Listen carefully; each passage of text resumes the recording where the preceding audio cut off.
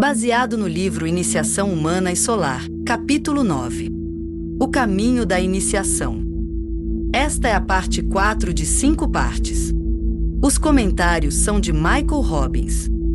Comentário. O tibetano fala agora do intervalo entre a terceira e a quarta iniciações. O treinamento oculto é grandemente intensificado. Há uma aceleração e acumulação de conhecimento incrivelmente rápidas. Este é o período em que as 3 pétalas de síntese, as 3 pétalas mais internas do lótus egóico, estão se desdobrando rapidamente. Consequentemente, o iniciado experimenta uma síntese de conhecimento, aqui discutido, uma síntese de amor e uma síntese de vontade, o que pode significar uma profunda aquiescência do iniciado ao propósito planetário de Santa Comara, na medida em que ele possa conceber este propósito. Propósito. A estrada, dizem-nos, subir todo o caminho. Provavelmente poucos de nós podemos conceber o grau de intensidade e velocidade necessária a que o iniciado do terceiro grau está sujeito à medida que se aproxima da possibilidade do 4º grau. Podemos ver por que Mercúrio está envolvido no processo, pois Mercúrio é o deus da velocidade. A velocidade de todos os processos internos aumenta bastante. Saturno também está envolvido, pois a disciplina deve ser formidável. A descrição acima parece ter sido escrita a partir da perspectiva do 2º tipo de raio, ou talvez do 3º ou 5º. Se alguém for um estudioso por inclinação, a possibilidade de ter acesso frequente à biblioteca de livros ocultos parecerá irresistível. Alguém poderia imaginar se os tipos de 1º, 4º e 6º raio se encontrariam com tanta frequência em tais bibliotecas. Depois de obter o 3º grau, o iniciado é certamente um Shela dentro da aura e pode contatar seu mestre diretamente e à vontade. Seus contatos podem até se estender a vidas muito maiores, a quem ele agora é capaz de ajudar de alguma forma, os Choans, o Bodhisattva e o Manu. Podemos ver quão extraordinariamente a vida se amplia após o 3º grau. Este grau nos apresenta um escopo de experiência totalmente diferente. Se alguém leu Luz no Santuário, o diário de Geoffrey Odson, talvez reconheça o iniciado do 3º grau ao longo das linhas do 2º e 1º raio. Os tipos de contatos aqui mencionados são mencionados por Odson, um homem honesto, não dado a exageros. Assim, 2 das principais palavras de ordem para esta fase de desenvolvimento iniciático são intensificação e velocidade. Voltando ao texto. Ele também deve compreender intelectualmente as leis dos 3 planos inferiores e, da mesma forma, manejá-las para auxiliar o esquema da evolução. Ele estuda os planos cósmicos e tem que dominar os mapas. Ele se torna versado em aspectos técnicos ocultos e desenvolve a visão quadridimensional, se ainda não o fez. Ele aprende a dirigir as atividades dos devas construtores e, ao mesmo tempo, trabalha continuamente no desenvolvimento de sua natureza espiritual. Ele começa rapidamente a coordenar o veículo búdico e, nessa coordenação, desenvolve o poder de síntese, a princípio em pequena medida e gradualmente em detalhes mais completos. Comentário. A terceira iniciação correlaciona-se naturalmente com o número 3, e assim, correspondentemente, as leis dos 3 planos inferiores são compreendidas pelo iniciado de 3º grau.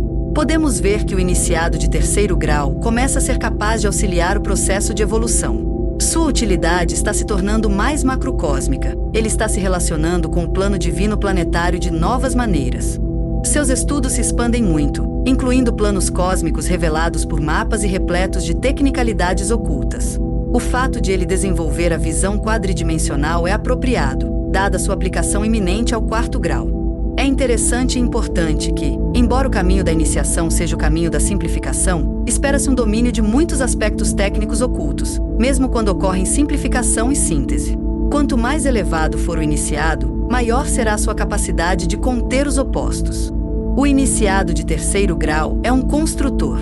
O fator solar construtivo é despertado dentro dele e ele pode direcionar os devas construtores de acordo com sua compreensão do plano.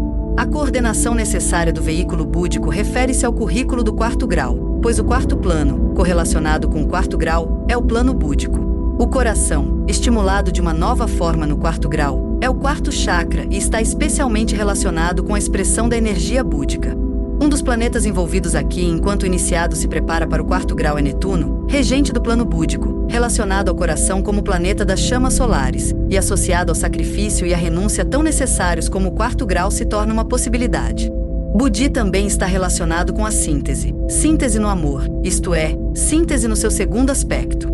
A segunda pétala síntese do lótus egóico é tremendamente enfatizada à medida que se aproxima do 4º grau. O coração e a mente que estão em Cristo começam a florescer no iniciado enquanto ele se prepara para empreender a sua própria versão minúscula do grande sacrifício. Lembramos que Peixes é o signo associado a Sanat Kumara em seu papel como o grande sacrifício, e Netuno é, de certa forma, o governante planetário mais profundo de Peixes, embora não esteja listado como governante esotérico ou hierárquico. Tudo isso deriva da afirmação de que nenhum homem começa a coordenar o veículo búdico até que fique sob a influência de Netuno. Quando isso acontecer, o horóscopo de sua personalidade mostrará essa influência como dominante. Quando esta referência, juntada com a atual, de que entre a terceira e a quarta iniciação o iniciado começa rapidamente a coordenar o veículo búdico, temos uma indicação importante do papel de Netuno neste estágio avançado de evolução. A síntese sugere homogeneidade, mas também a reunião de grandes detalhes. Os 3 planetas sintetizadores, Saturno, Netuno e Urano, são todos necessários para que os 3 aspectos da síntese sejam alcançados.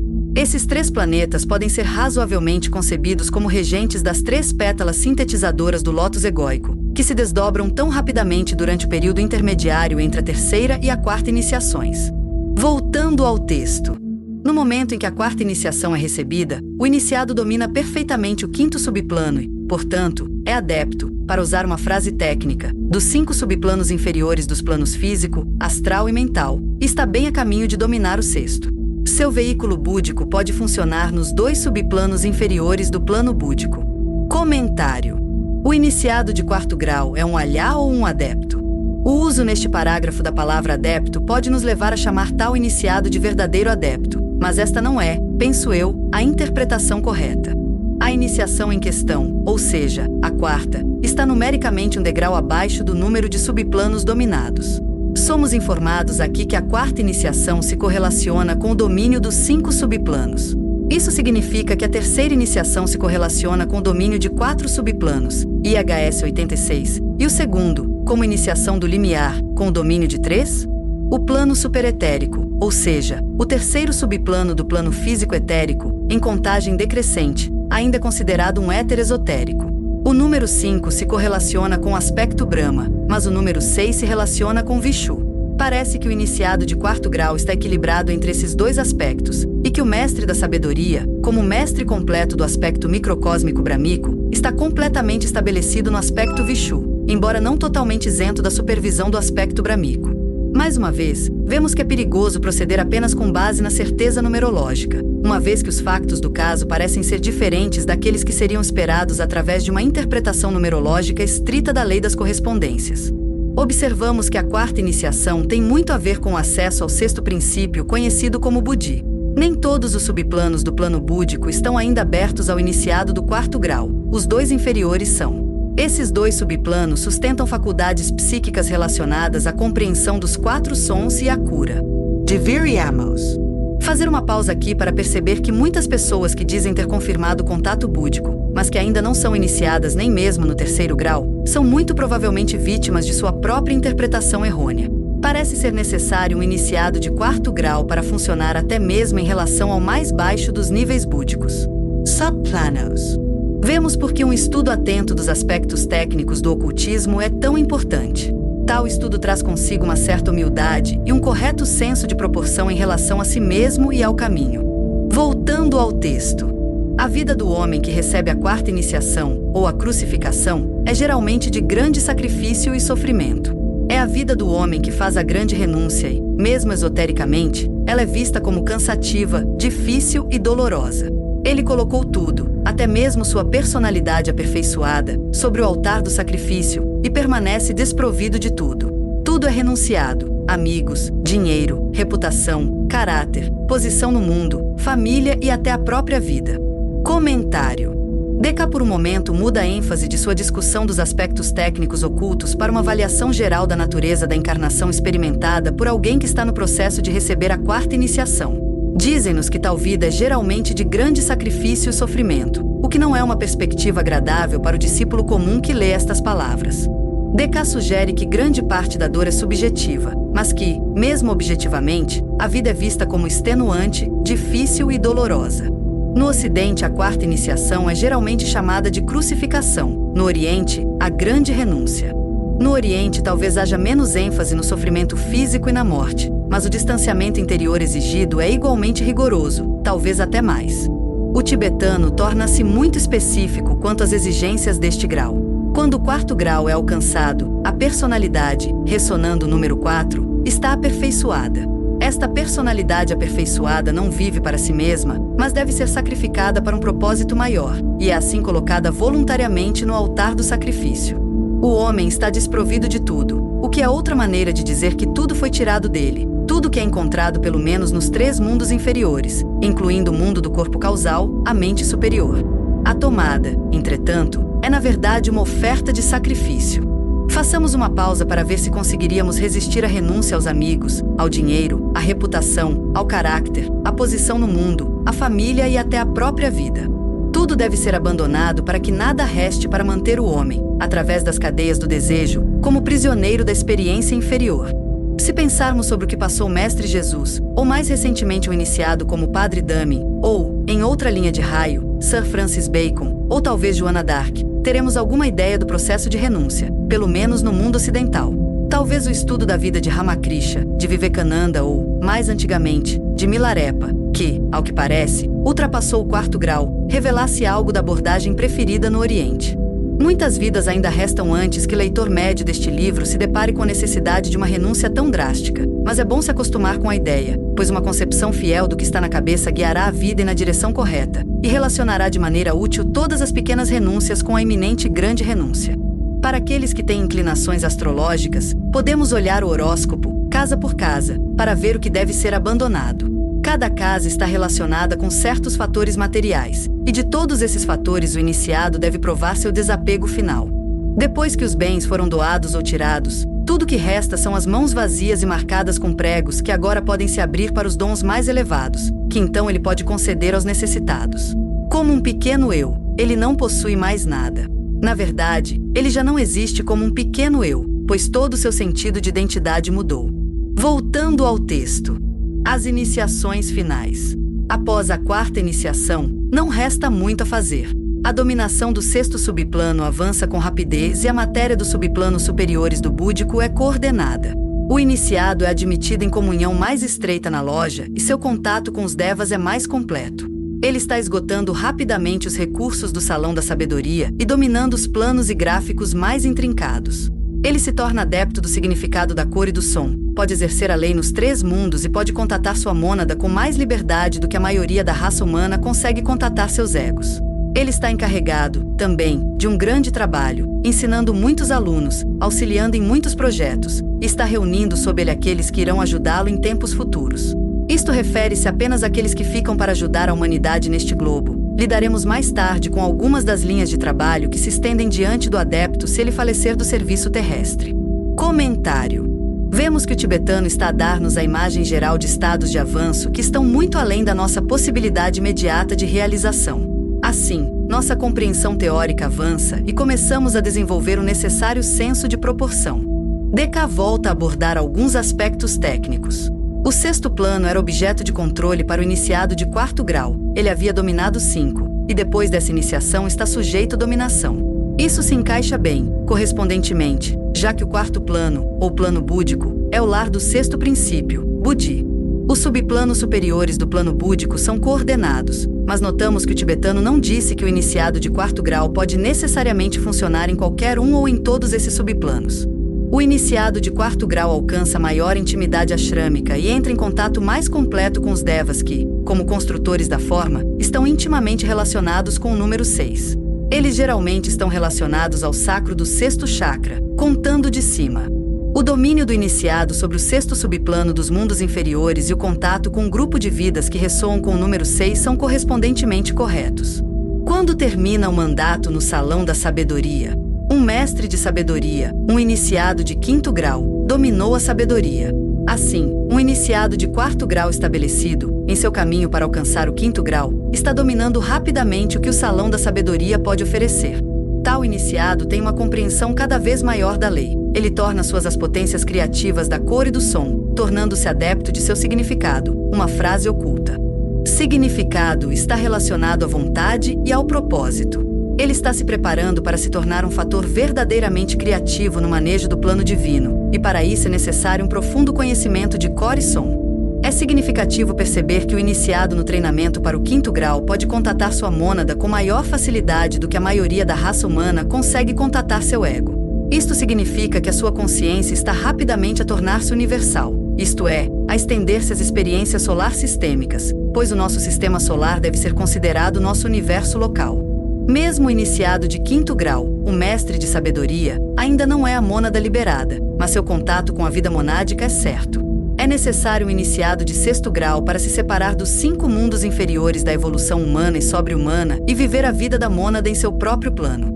Nesta fase de transição, as responsabilidades do iniciado aumentam dramaticamente. Ele está ajudando muitos alunos e reunindo conscientemente seu futuro ashram, um processo no qual ele esteve envolvido de forma um tanto inconsciente por muitas vidas.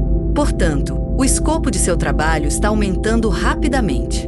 Mestre DK está falando aqui principalmente daqueles que devem trilhar o caminho do serviço terrestre, permanecendo a serviço deste globo, nossa pequena Terra, até serem liberados por Sanat Kumara para outras aventuras sistêmicas e cósmicas. O caminho do serviço terrestre não pode ser trilhado simplesmente à vontade. É preciso ser, por assim dizer, convidado a fazê-lo por Sanat Kumara. Cosmicamente, o serviço do caminho da Terra exige grande humildade, pois muitas possibilidades imediatas de desenvolvimento cósmico são abandonadas pelo sacrifício de permanecer com o nosso globo. DK promete falar dos outros caminhos, um assunto que ele desenvolveu profundamente neste e em outros livros. Voltando ao texto. Após a 5ª iniciação, o homem é aperfeiçoado no que diz respeito a este esquema, embora possa, se quiser, receber mais 2 iniciações. Comentário. Na 5ª iniciação, o homem atinge uma relativa perfeição. Da perspectiva do esquema planetário, sua vida alcançou a perfeição. Mas ele pode subsequentemente começar a incorporar certos aspectos solares em sua consciência através das 6ª e 7ª iniciações, como fizeram o Cristo, um iniciado que quase completou o 7º grau, e seus Shoans, iniciados do 6º grau. Até mais 4 iniciações podem ser possíveis em relação ao nosso esquema planetário, mas o tibetano não escolhe discuti-las nesta fase inicial da sua exposição do processo iniciático. Disse que a 8ª e a 9ª iniciações apresentam dificuldades peculiares para qualquer iniciado avançado que deseje receber essas iniciações em relação ao nosso planeta. Porque isso deveria acontecer, só podemos imaginar especulativamente. Voltando ao texto. Para alcançar a 6ª iniciação, o adepto deve fazer um curso muito intensivo de ocultismo planetário. Um mestre exerce a lei nos 3 mundos, enquanto um Shoan da 6ª iniciação exerce a lei na cadeia em todos os níveis. Um Shoan da 7ª iniciação exerce a lei no sistema solar. Comentário. Algumas ideias profundas são apresentadas aqui. Um iniciado de 6º grau é um espírito planetário, e por isso é razoável pensar que tal iniciado teria que fazer um curso muito intensivo de ocultismo planetário. Claro, o que é ocultismo planetário? No nosso estágio de evolução não podemos saber. Suponhamos apenas, entretanto, que se relaciona com a maneira técnica pela qual a vontade de Shambhala se manifesta através dos vários níveis e reinos da natureza. Uma comparação importante é feita com relação ao alcance relativo do poder de seres como um mestre, um Shoan e um Shoan da 7ª iniciação, como Cristo. O alcance do poder de um mestre parece relativamente limitado, pois ele exerce a lei apenas nos 3 mundos. Devemos perguntar, DK significa os 3 mundos apenas neste globo ou os 3 mundos ao longo da nossa cadeia? Um Shoan exerce a lei na cadeia em todos os níveis. Isso significa em todos os subplanos do plano físico-cósmico dentro da nossa cadeia? Vemos que estas afirmações, embora aparentemente simples, não são totalmente transparentes. Um Shoan do 7º grau é verdadeiramente um ser solar e transcendeu em seu poder para exercer a lei, tanto a cadeia planetária quanto, presumivelmente, o esquema planetário, embora, ao considerar a totalidade do esquema planetário, possa-se argumentar que estamos lidando com o aspecto estrutural do sistema solar.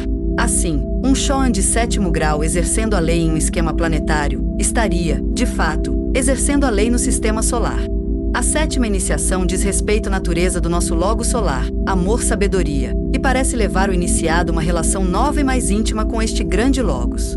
Se o Cristo e o Buda são, em alguns aspectos, iniciados do 7º grau, serão eles de alguma forma também discípulos do logo solar? Em qualquer caso, não nos é dito até que ponto um Shoan do 7º grau exerce a lei no sistema solar. Suporíamos razoavelmente, não em toda extensão, pois pareceria um salto muito grande em relação às capacidades de um Shoan do 6º grau. Conforme listado aqui, as diferenças entre as capacidades do mestre, o Shoan do 6º grau e o Shoan do 7º grau, parecem diferenciadas por uma progressão geométrica em vez de uma progressão aritmética sequencial. Voltando ao texto. Será evidente que, se ele pesquisar estes assuntos com aplicação, o estudante encontrará muitas coisas que lhe dizem respeito pessoalmente, mesmo que a cerimônia em si possa estar muito adiante. Pelo estudo do processo e do propósito, ele pode tomar consciência do grande fato fundamental de que o método de iniciação é o método de realização de força, aplicação de força, utilização da força. Fim da parte 4 de 4 partes. Fim da parte 4 de 5.